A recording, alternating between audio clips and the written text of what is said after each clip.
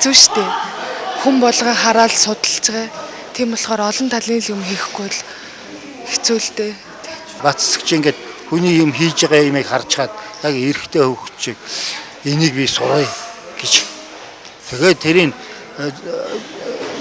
техникийн заагаад өгөх юм бол яг л тэргээр нь хийдэг. Их амархан ордон суудаг бас тийм нилээдгүй ой тогтоомжтой сэргэлэн талдаа хүн шүү дээ.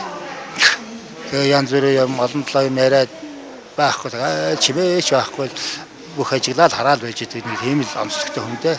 Тэр санаараа илүү барилддаг байж болох л та. Анх 2007 онд өсвөрийн Аз аврагт явж исэн.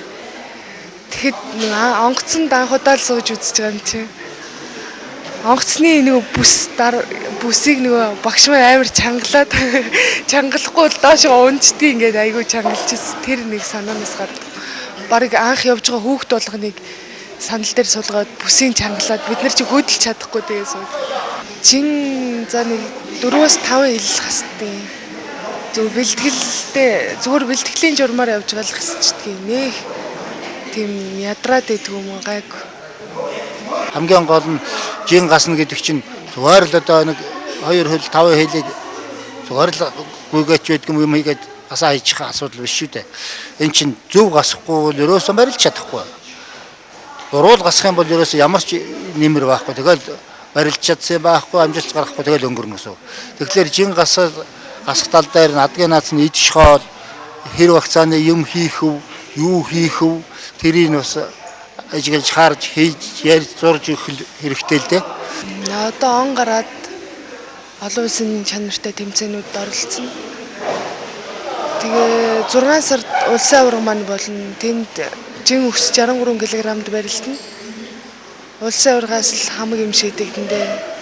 Улсын аваргаараа төрүүлж чадвал тэгээд цаашаага дэлхийн аварга, олимпийн эрхийн тэмцээн ингээд зөндөө тэмцээнүүд байгаа. Бүх юм урдч байна.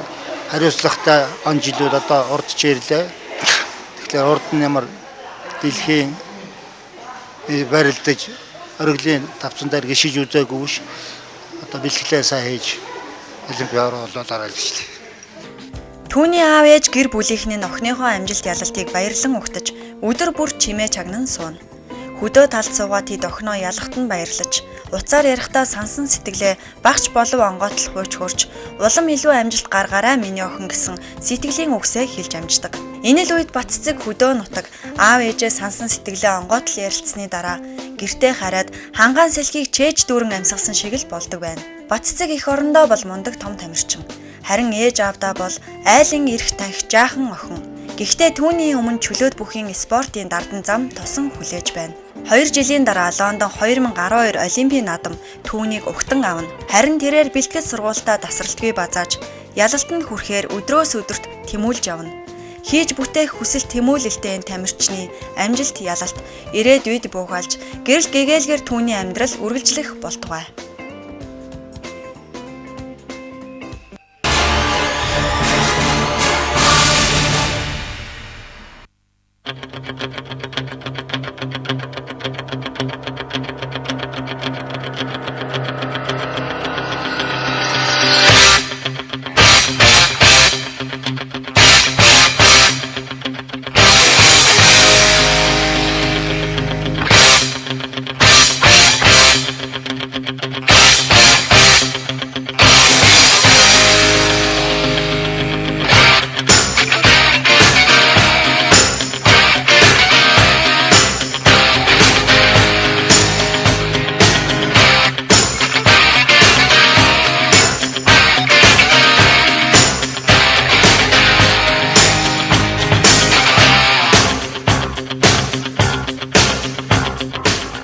Борхуугийн Мигмар сүрэн 1991 онд Улаанбаатар хотноо айлын баг хүү болон мэндэлжээ.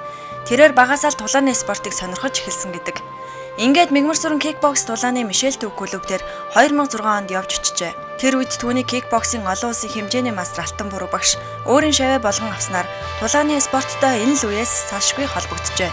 Тулааны спорт 1990 оноос хойш манай улсад эрчимтэй хөгжиж, Монголын кикбоксing тулааны спортын холбоо болтлоо хүрээгээ өргөжөнд хэлсэн байна. 2007 онд Мигмар сүрэн 15 настайдаа анхны тэмцээний утаа үнэрлэж, кикбоксing M1 Гран-при тэмцээний аврагын төлөөх тулаанд өрсөлдөгчөө шууд хүнд цохилтоор унгаа шоконд оруулсан гэдэг.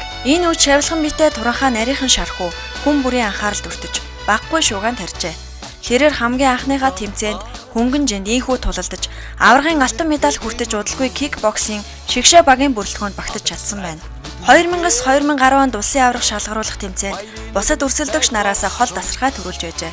Мигмар сүрэн үүнээс хойш бэлтгэл сургуультай эрчимтэй базааж Азийн тулгааны спортын анх дугаар наадам, танхимын спортын наадам зэрэг хилийн чандад болсон тэмцээнд маш сайн тулалдаж шагналт байрт шалгарчээ. Энэ хоёр тэмцээн бол түүний хувьд гадаадад болсон анхны наадам байлаа. Түүний амжилтын бүхэ үргэлжилсээр энэ онд буурал Европыг зорж дараагийн тэмцээндээ өрсөлдөн 2010 оны кикбоксing дэлхийн цомын аварга болсон юм. Борхүүгийн мигмар сүрэн кикбоксing спортын олон улсын хэмжээний мастер цолтой. Анх 15 настайдаа туранхаа шархуу кикбоксинг спортоор хичээлэхээр Мишель Төв клубээр зоржчихжээ. Мигмар сүрэн бэлтгэл сургуультаа хийж эхэлсэн цагаас хойш бэлтгэлээ ер таслахгүй. Цаг маш нарийн баримталдаг байж. Тамирчин хүнд байх ёстой хичээнгүй зүтгэл чанартай шавьтаа. Багш нь үргэлж хөдөлмөр хөлс оролдог 3 нийлж амжилтанд хүрдэг гэдгийг цаг ямагт зааж сургасаар иржээ. Мигмар сүрэн маань яг анх 2006 онд одоо энэ манай кикбокс төвийг одоо зургатаар үзээд тэгээ одоо надтай холбогдоод асуугаад ирж ийсэн. Яг бусдаас бол ялгарх тэр онцгойд юу байхгүй л жирийн л хүүхэд. Жирийн л одоо хороол дэсч таринсан хорооллын жирийн л хүүхэд. Хүүхдүүд ямар байдаг вэ яг л тэр хэмжээнд онцгой одоо тэр зүйл байхгүй. За гэхдээ энэ хүүхдээ хэсэггүй хугацаанд хичээсний дараа онцлогдох юм нэг хөдөлмөрч байсан. Ерөөсөө одоо манай одоо сургуульд албаддаггүй шүү дээ хүнийг заавал одоо бэлтгэл сургуульд оролцсон энэ тэр гэхгүй сайн дураараа бэлтгэл сургуульд хамрагддаг л да. Тэгэхээр энэ хүүхд бол одоо юу гэдгийг өдөр болгоор таслахгүй ирдэг байсан. За энэ чинээгээр одоо өдий зэрэг одоо сайн тамирчин, өндөр зэрэгтэй тамирчин болж байгаа юм залуу байна. За бага байхдаа би өөөсөө Монгол хүүхдүүд чинь жоохон махтал ер нь л гудамжин зодон тий байралтна. Тэгээ би тулааны спортод маш их сонирхолтой байсан. Тэгээ 2006 онд багшийнхаа нэвтрүүлгийг үзэж хагаад багш руу уцаараад тэгэл орсон дөө. Тэгэл ирэхэд багш намайг бүртэж аваад маш олон шинэ хүүхдүүд байсан. Тэгэл тэр хүүхдүүдтэй бэлтгэл хийж эхэлсэндээ ер нь бол анх эхэлж. Тэгээд 2007 онд жилийн дараа анхныхаа тэмцээнд орсон. Гэхдээ энэ тэмцээн бол мэрэгжлийн ангилалтай тэмцээн байсан. M1 Grand Prix гэж одоо 3 ангилаар зохиогдсон шүү дээ. Өсвөр үе, эмэгтэй, насан туршид эрэгтэй гэсэн. Тэгээ энэ залуучуудын одоо өсвөрийн ангилалд төрүүлсэн байгаа. Тэгээ төрүүлэхдээ одоо өрсөлдөгчдөө дандаа одоо илүү өрхөж их хол оноогоор за тэр битгээл одоо шигшээ тулаанд аваргын төлөө тунаанд одоо өрсөлдөгчөө техникийн коогоор ялж одоо тухайн үед маш их шуугаан тарьж мэрэгжилтнүүд хийгээ сонирхчдын бас анхаарлын төвд очихоц юм тулаа ээж ингэж гарч ирсэн. Ийм тамирчаа. Хүн болгонд анхны юм гэдэг бол гоё байдаг. Тэгээд би анхны тэмцээнд 2007 онд оролцож байсан. Тэгээд би хамгийн ихэнд тоглосон л та. Миний чинь 4 хүн байсан. Тэгээд өдөрт 2 тоглож ялах байсан. Тэгээд манай найзууд гэрийнхэн манай ах эдэр ирсэн. Тэгээд намайг амар сайн дэмжижсэн. Тэгээд би эхний өрсөлдөгчөө хожоод дараагийн өрсөлдөгчөө толгоонд нь өшөлж унгаасан.